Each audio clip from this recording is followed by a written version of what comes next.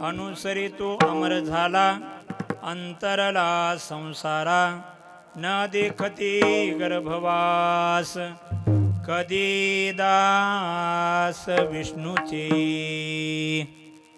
आनंदादिनंद जगदादि कंद रुक्मिणी प्राण संजीवन अखंड करुणा वरुणालय भगवान पंढरीश परमात्मा ज्ञानियांचे राजे योग्यांची माऊली साधकांचे मायबाप वैष्णव अग्रगण्य असणारे श्री ज्ञानोबा राय प्रेमाचा पुतळा भक्तीचा जिव्हाळा वैराग्याचे महामेरू असणारे श्रीमंत श्री जगद्गुरु तुकोबा राय गुरुनाम गुरु सद्गुरु जोग महाराज गुरुनाम गुरु बंकट स्वामी महाराज या सकल साधू संतांच्या कृपेने आणि भगवान परमात्म्याच्या अतीव दयेने अतीव करुणेने अतीव स्नेहाने लोहाराच्या भात्याप्रमाणे आपले आजही श्वासोश्वास चालू आहेत आणि ते श्वासोश्वास व्यर्थ जाऊ नयेत सत्कारणी लागावेत चिंतना करता लागावेत म्हणून आज आपण चिंतना करता जगद्गुरु तुकोबा यांचा चार चरणाचा अभंग सेवेकरता निवडलेला आहे। प्रस्तुत अभंगामधून श्रीमंत श्री जगद्गुरु तुकोबा राय तुम्हा आम्हा समोर बोलतात, आपला अनुभव प्रगट करतात की जो भगवान परमात्म्याचं अनुसरण करतो तो आपलं जीवन अमर बनवत असतो। नवे नवे जन्म मरणापासून या संसारापासून त्याची सुटका होत असते। भगवान परमात्मा भगवत भक्ताचा लळा कसा पुरवतो एक आईचं उदाहरण देऊन तुकोबा राय आपल्या जीवनामध्ये भगवान परमात्म्याचं अनुसरण केल्यानंतर तुकोबरायांचं रक्षण त्या भगवान परमात्म्याने कसं केलं याचं प्रतिपादन करतात। विठाला विठाला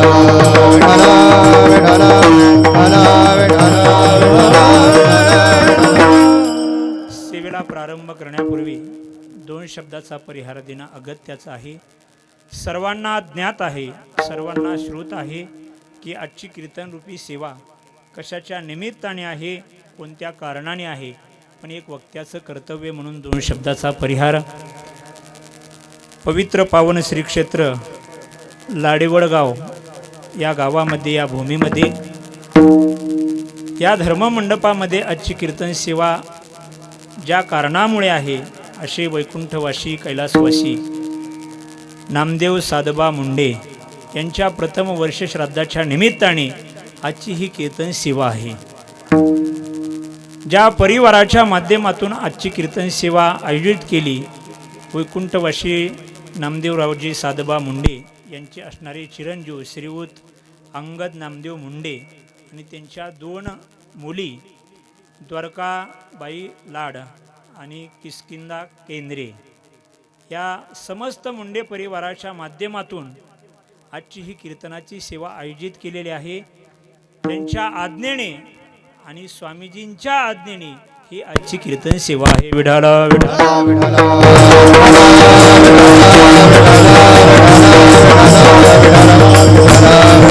सेवेकरता सर्व ज्येष्ठ श्रेष्ठ मंडळी या ठिकाणी उपस्थित झालेले आहेत।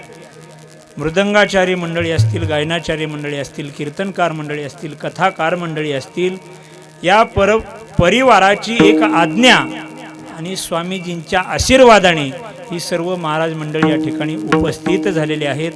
त्याच्यामध्ये सुंदर असे मृदंगाचार्य हरिभक्त पारायण पवनजी महाराज बर्वे तेही आजच्या कीर्तनासाठी उपस्थित आहेत।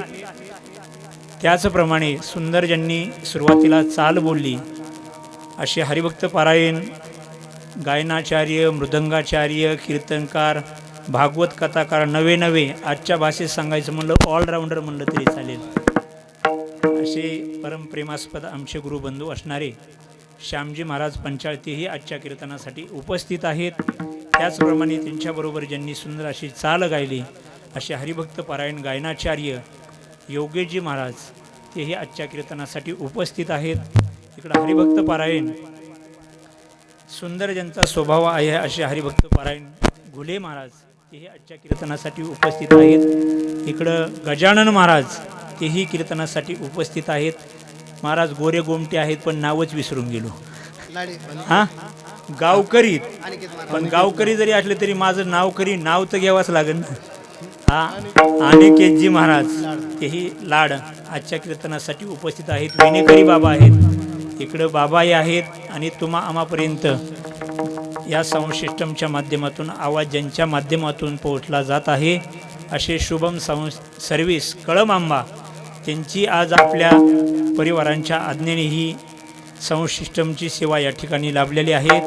मातृवर्ग बहुसंख्येने उपस्थित आहेत, पुरुष मंडळी आहेत, इकडे छोटी छोटी लहान लहान मंडळीसुद्धा कीर्तनला उशीर झाल्यामुळे आत्ताच पंक्ती धरून बसलेले आहेत.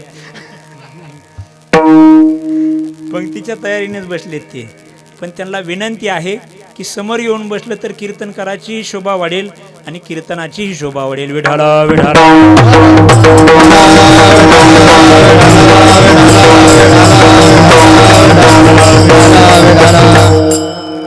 पवित्र पावन या भूमीमधली आजची सेवा आहे. स्वामीजींच्या आज्ञेने परिवारांच्या माध्यमातून, मुंडे परिवाराच्या माध्यमातून या ठिकाणी येण्याचा योग आहे. ही सर्व आश्रमातील महाराज मंडळी शक्यतो असा घरगुती कार्यक्रम म्हटल्यानंतर अशा प्रकारची सुंदर गायनाचार्य मंडळी, मृदंगाचार्य मंडळी, कीर्तनकार मंडळी भेटणं शक्य नाही.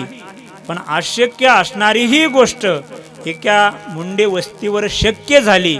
याचं सर्वात मोठं जर कारण काय असेल तर फक्त स्वामीजींचे आशीर्वाद आहेत. विठाला विठाला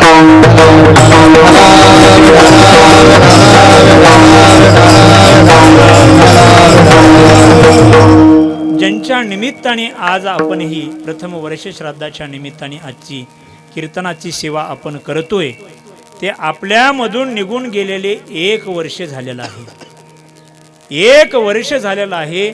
या जगामध्ये जेवढ्याही काही प्रेमाच्या व्यक्ती असतील, वस्तू असतील, त्या आपल्यामधून कोणालाही निघून जावं असं वाटत नाही. आणि त्या वस्तूचा जर वियोग होत असेल, आपली त्या वस्तूची, व्यक्तीची ताटातूट होत असेल, प्रेमाच्या वस्तूची, व्यक्तीची, तर ती व्यक्ती मात्र आपल्याला रडवल्याशिवाय राहत नाही. विठाला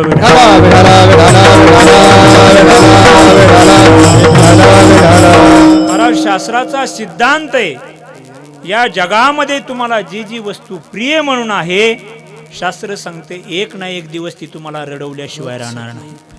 प्रियम त्वाम रोष्यती. मग ती व्यक्ती असेल किंवा वस्तू असेल, ज्या ज्या वस्तूवर, ज्या ज्या व्यक्तीवर तुम्ही प्रेम लावलं, मोह ठेवला, त्या व्यक्तीला जवळ केलं, नवे त्या व्यक्तीच्या आपण प्रेमाचे बनलो, ती व्यक्ती जर जगामधून निघून जात असेल तर ती व्यक्ती आपल्याला रडवल्याशिवाय राहत नाही. विठाला विठाला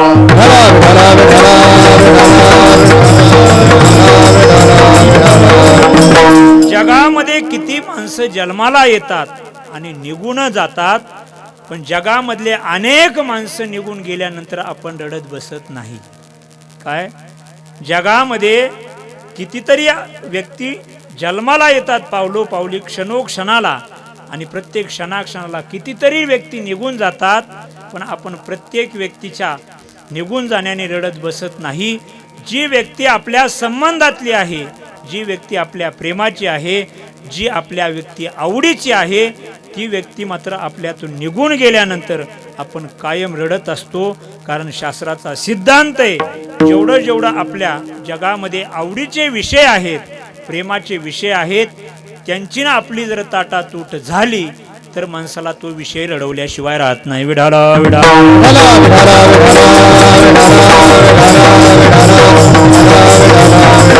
महाराज जर आवडीचा विषय, प्रेमाचा विषय आम्हाला रडण्याला कारणीभूत ठरत असेल, आम्हाला तो विषय सोडा वाटत नाही, पण तो आपल्यापासून विषय सोडून गेल्याशिवाय राहत नाही. प्रेमाची वस्तू केव्हाही आणि कधीही, कोणत्याही काळामध्ये, कोणत्याही देशामध्ये किंवा कोणत्याही अवस्थेमध्ये आपल्यापासून निघून जावी असं कोणालाही वाटत नाही. पण ती प्रेमाची वस्तू निघून जाते, प्रेमाची व्यक्ती निघून जाते. त्याचं कारण जर काय असेल तर शास्त्राचा आणखीन एक सिद्धांत तुम्हाला मी सांगतो. जेवढे या जगामध्ये व्यक्तीबरोबर, वस्तूबरोबर आपले संयोग झालेले आहेत, त्या संयोगाचा एक ना एक दिवस वियोग झाल्याशिवाय राहत नाही. कारण संयोग हा वियोगाएव. जेवढे जगामध्ये ज्यांच्याबरोबर आपले संयोग झालेले, जन्माला आल्यापासून जिथं संयोग आहे तिथं वियोग निश्चित ठरलेला आहे. आणि तो प्रेमाचा संयोग असेल, आवडीचा संयोग असेल, अनुकूल संयोग असेल आणि तो जर आपल्यामधून निघून गेला संयोग, तर तिथं माणसाला दुःख झाल्याशिवाय राहत नाही. विडाला विडाला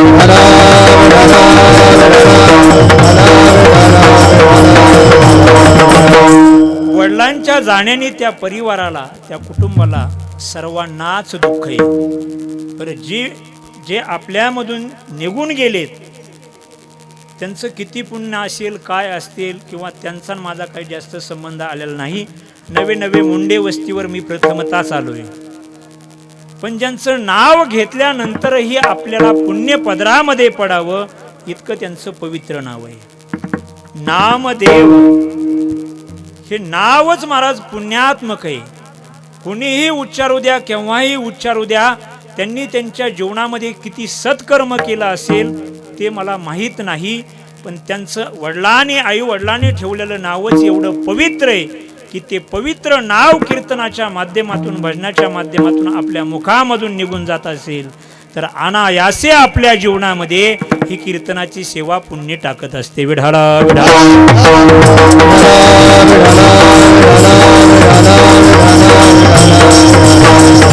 महाराज वडिलांचं नाव आहे नामदेव, मुलाचं नाव आहे अंगद आणि मुलीचं नाव आहे द्वारका आणि किष्किंधा. महाराज या नवीन पिढीमध्ये अशा प्रकारची नावं पाहायलाही भेटणार नाहीत आणि ऐकायलाही भेटणार नाहीत. जरी ऐकायला आणि पाहायला जरी आपल्याला नावं भेटले तरी ते मात्र टीव्ही मधले आणि सिरियल मधलेच पाहायला भेटतात. पुराणामधले, पोथीमधले, रामायणामधले, इतिहासामधली नावं आजकाल कोणी ठेवायला तयार नाही. पण आपल्या मुलामुलीचं असं नाव असावं की जे नाव उच्चारल्यानंतरही आपल्या जीवनामध्ये काहीतरी पुण्य पदरात पडावं. विडाला विडाला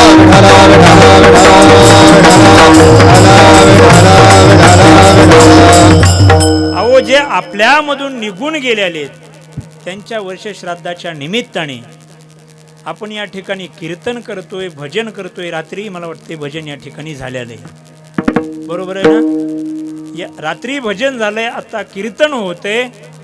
पण या जगामध्ये जी व्यक्ती आपल्यामधून निघून गेलेली, तिच्या हातून जर थोडंही सत्कर्म घडलेलं नसेल किंवा पुण्यात्मक कर्म घडलेलं नसेल तर वर्ष श्राद्धाकरता, पुण्यस्मरणाकरता कीर्तन भक्ती किंवा भजन भक्ती कधी होत नसते. आणि असं नाही की या लाडेवडगावच्या भूमीमध्ये, या मुंडे वस्तीवरती किंवा या मृत्यू लोकामध्येच त्यांच्या वर्ष श्राद्धाच्या निमित्ताने आपण कीर्तन करतोय, असं नाही. तर हे कीर्तन साक्षात भगवान परमात्म्याच्या दरबारामध्ये सुद्धा त्यांच्या वर्ष श्राद्धाच्या निमित्ताने चालू आहे. तुका म्हणे गाजे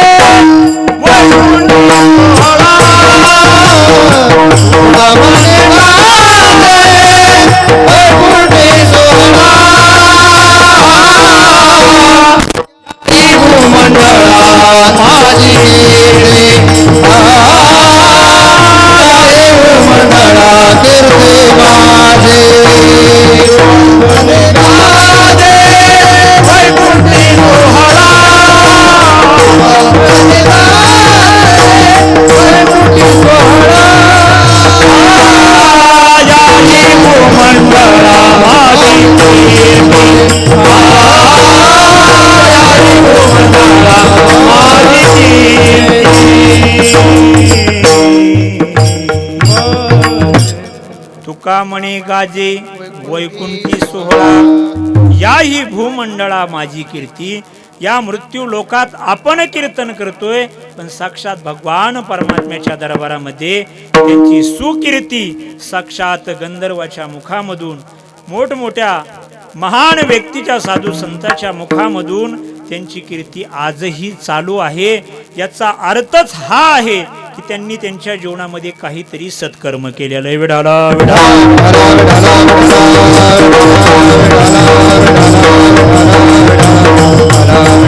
अहो, प्रत्येक व्यक्ती जन्माला आलाय तो निघून जाण्याकरताच आलेला आहे. आणि शास्त्राचा सिद्धांत आहे की जातसे ही ध्रुव मृत्यू ध्रुवम जन्म मृतस्य च तस्माद परिहार्यर्थे नत्वम सोचे तुमरहसी. साक्षात भगवान परमात्मा अर्जुनाला बोलतात, अर्जुना, या कौरवाला तू मारलं म्हणजेच हे कौरव मरणार आहेत असं काही नाही. तू नाही मारलं तरीही मरणार आहेत आणि तू मारल्यावर तर मरणारच आहे. पण तू नाही मारलं म्हणून मरणार नाहीत, कारण मरण हे अपरिहार्य आहे. जो जन्माला आलाय त्याला मरावंच लागणार आहे. प्रत्येक जणाला जावं लागणार आहे. येथे नाही उरो आले अवतार, ये रते पामर जीव किती. महाराज किती जन्माला आले आणि किती निघून गेले त्याच्यामध्ये कोणालाही बदल करता येत नाही. आजा मेला पंजा मेला बाप मसना गेला, देखत देखत नातू पंतू तोही तैसा झाला किंवा तोही वेडा झाला.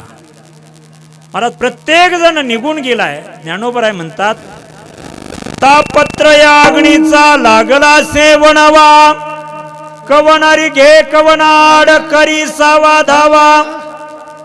3 तापरूपी अग्नीचा प्रत्येकाच्या पाठीमाग वणवा लागलेला आहे आणि त्या वणव्यामधून बाहेर पडण्याकरता, तो वणवा विझवण्याकरता प्रत्येक व्यक्ती प्रयत्न करतोय. पण तो वणवा मात्र विझला जात नाही. एक दिवस हे शरीर सोडून जावं लागते.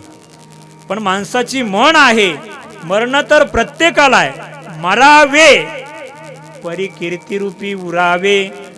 माणसाला मरण हे निश्चितच आहे, पण मेल्यानंतरही जर कीर्तिरूपाने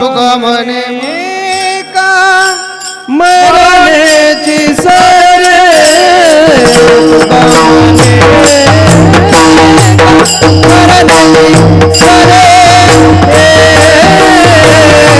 उत्तम चिवरे कीर्ती मागे, कीर्ती मागे उत्तम चिवरे कीर्ती मागे.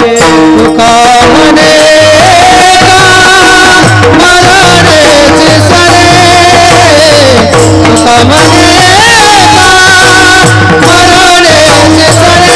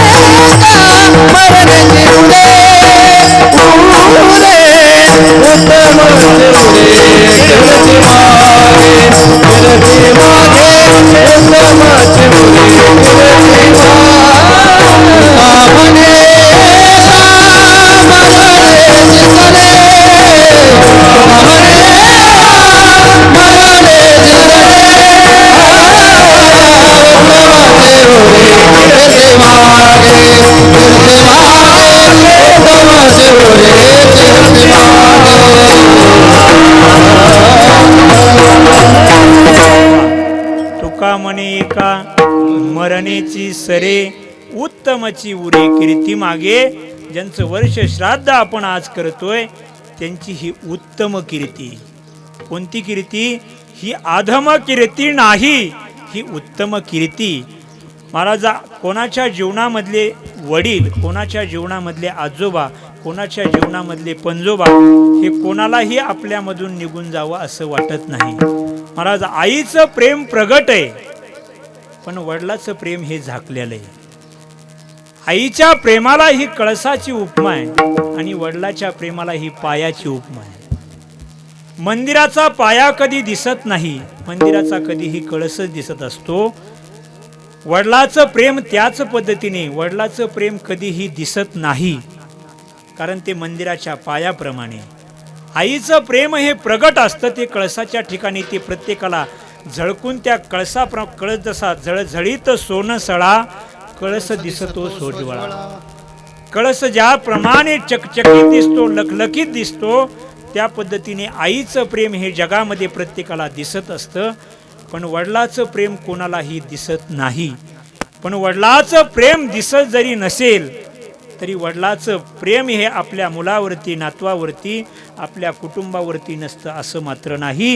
कारण मंदिराला जर पायाच नसेल तर कळसाचा संबंधच येत